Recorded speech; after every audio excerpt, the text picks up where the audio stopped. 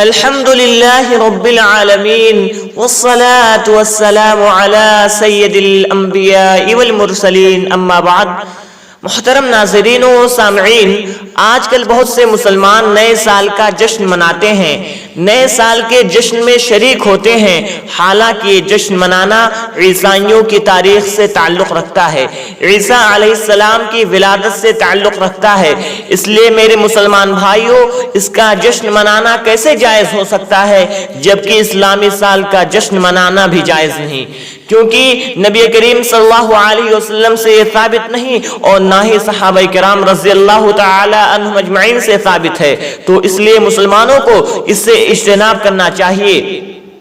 اور جب ہر سال اس کا جشن منایا جائے گا تو عید منانے کے مترادف ہوگا، اور دین اسلام میں صرف دو ہی عیدیں ہیں، عید الاضحیٰ اور عید الفطر، اور تیسری کوئی عید نہیں۔ اور اگر کوئی شخص پھر بھی اس کا جشن مناتا ہے، اس کی مبارکباد دیتا ہے، نئے سال کا جشن مناتا ہے، نئے سال کی مبارکباد دیتا ہے، تو اس کو اللہ کے نبی صلی اللہ علیہ وسلم کی اس حدیث کو یاد رکھنا چاہیے۔ اللہ کے نبی صلی اللہ علیہ وسلم فرماتے ہیں، سنن ابو داؤد کی روایت ہے، حدیث نمبر 4031، من تشبہ بقوم فہو منہم، جس نے کسی قوم کی مشابہت کی وہ انہی میں سے ہے۔ اس لیے ہمیں عیسائیوں کی مشابہت سے بچنا چاہیے اور ان کے جشنوں میں شریک نہیں ہونا چاہیے۔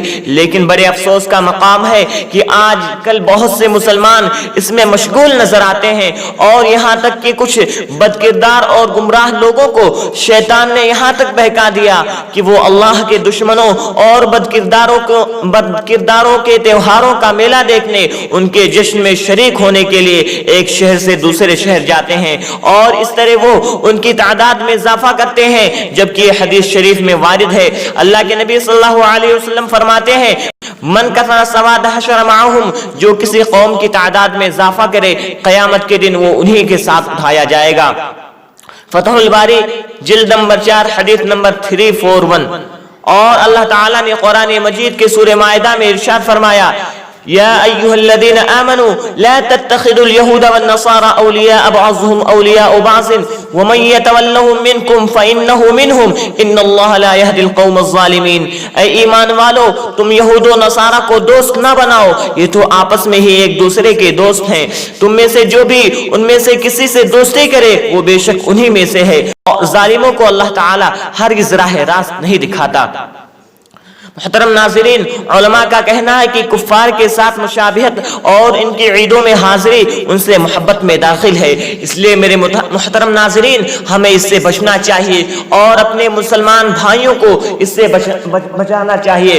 آخر میں رب العالمین سے دعا ہے کہ رب العالمین ہم تمام مسلمانوں کو ان تمام خرافات اور بدعات سے بچائے، اور ہمیں نبی کریم صلی اللہ علیہ وسلم کی بتائے ہوئے طریقے پر عمل کرنے کی توفیق عطا فرمائے، آمین۔ اور محترم ناظرین، دین کی بات پھیلانا صدقہ جاریہ ہے، اس لیے آپ اس ویڈیو کو شیئر ضرور کریں۔ فجزاکم اللہ خیرا واحسن الجزاء، والسلام علیکم ورحمۃ اللہ وبرکاتہ۔